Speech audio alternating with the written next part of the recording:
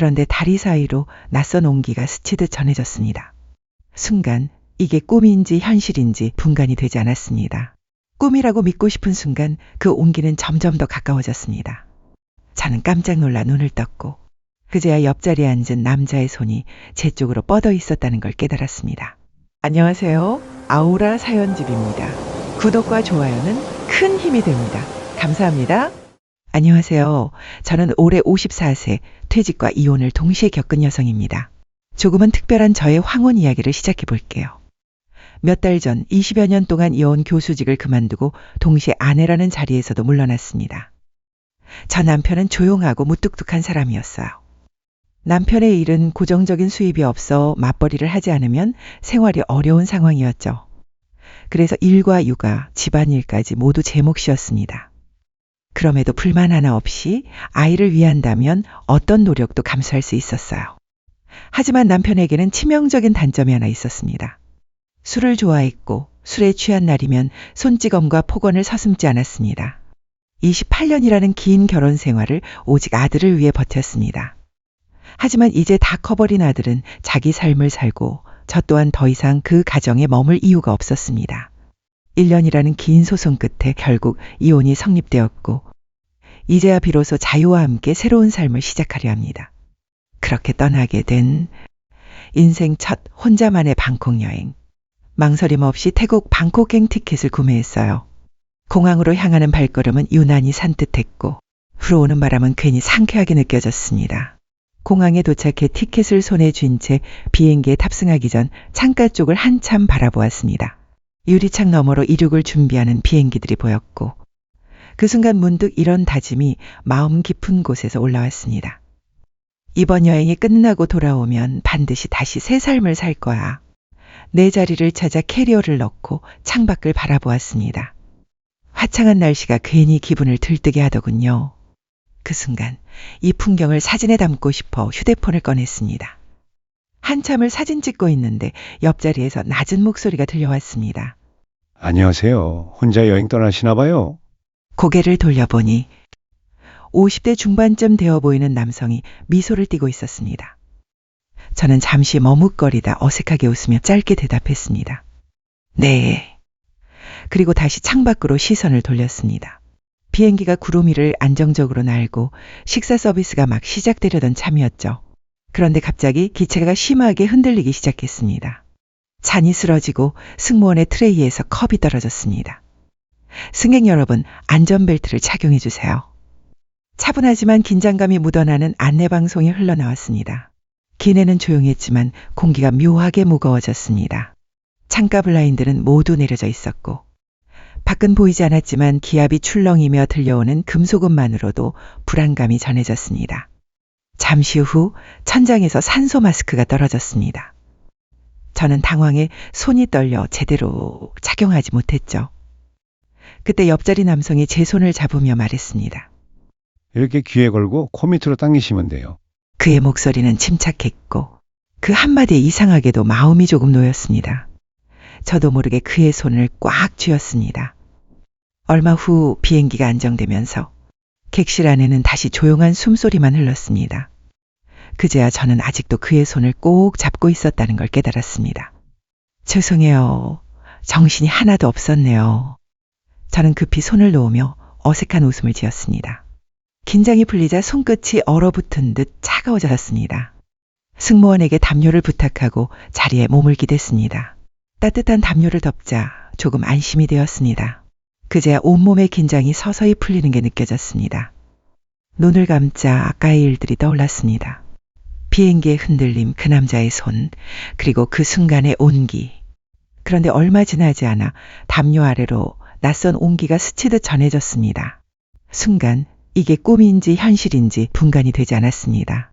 꿈이라고 믿고 싶은 순간 그 온기는 점점 더 가까워졌습니다. 저는 깜짝 놀라 눈을 떴고 그제야 옆자리에 앉은 남자의 손이 제 쪽으로 뻗어 있었다는 걸 깨달았습니다. 순간 심장이 세차게 뛰었습니다.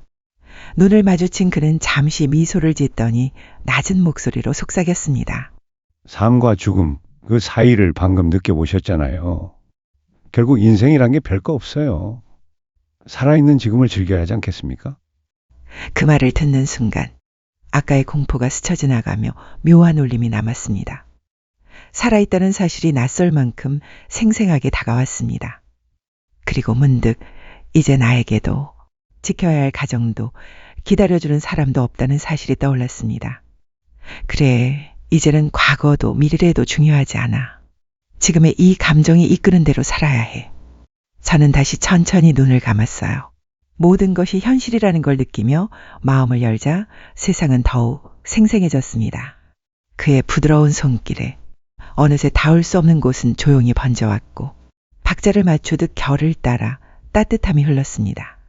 다리에 힘이 풀려 저는 그의 옷자락을 꽉 잡았습니다. 눈치를 챈 듯 그는 더 깊숙이 따뜻함을 전해줬고 그의 위로 끝에 끝내 온몸에 힘이 빠져나가듯 고요해졌습니다. 다시 눈을 뜨고 그를 바라보았습니다. 한 번 더 당신과 따뜻한 순간을 나누고 싶어요. 부끄러움 하나 없이 그의 눈을 바라보며 말했습니다. 이번 여행은 저와 함께 하시죠. 그는 미소 지으며 속삭였습니다. 비행기에서 내린 우리는 아무 말 없이 함께 입국장을 빠져나왔습니다. 공항 밖으로 나서자 따뜻한 바람과 이국적인 향기가 섞여 코끝을 스쳤습니다. 같이 움직이죠. 혼자보다 훨씬 재밌을 겁니다. 그가 웃으며 제안했습니다. 자상한 그 미소에 이끌려 저는 고개를 끄덕였습니다. 방콕 도심으로 향하는 택시 안, 창밖의 낯선 풍경들이 빠르게 스쳐 지나갔습니다. 그동안 잊고 지냈던 설렘이 마음 한가득 차오르는 걸 느꼈습니다. 호텔에 도착하자 우리는 짐을 맡기고 바로 거리를 나섰습니다. 거리 곳곳에서 들려오는 음악, 달콤한 망고 향, 그리고 불빛 가득한 노점의 활기까지 모든 것이 새롭고 마치 젊은 시절로 돌아간 듯 했습니다. 그와 함께 웃으며 길을 걷고 현지 음식을 나눠 먹고 사진을 찍을 때마다 마음 한쪽이 조금씩 따뜻해졌습니다. 낯선 도시의 공기 속에서 그날 밤만큼은 오랜 시간 잊고 지냈던 두근거림이 다시 살아났습니다. 호텔에 도착하자 창밖은 이미 깊은 어둠에 잠겨 있었습니다. 와인이라도 한잔 할까요? 라고 낮게 물었습니다. 살면서 해본 적 없는 와인에 과일, 촛불까지 켜니 한 잔 두 잔을 마시다 보니 어느새 분위기는 전과 달리 화기애애해졌습니다. 생황원기에 이런 감동이 찾아오기도 하는구나 싶었어요. 오늘 비행기에서의 일은 평생 기억에 남을 것 같네요. 저는 부끄러워 고개를 약간 숙였습니다. 그는 숙인 제 얼굴을 살며시 들어올리더니 조심스럽게 입을 맞췄습니다. 입맞춤 후 그가 제 눈을 바라보는 눈빛은 말로 다 표현할 수 없는 따뜻함과 진심이 느껴졌습니다. 그 순간 저는 더 이상 감정을 숨길 수 없었습니다. 조심스레 그의 품에 안기며 마음의 문을 천천히 열었습니다. 그 앞에서 나는 더 이상 숨길 것도 꾸밀 것도 없었습니다.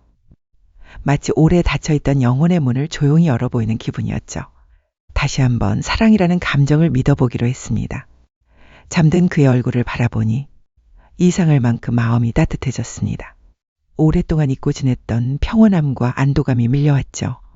그 순간 다시 한번 사랑이라는 감정을 믿어보기로 했습니다. 그런데 바로 그때 고요한 방 안에 띵 하는 소리가 울려 퍼졌습니다.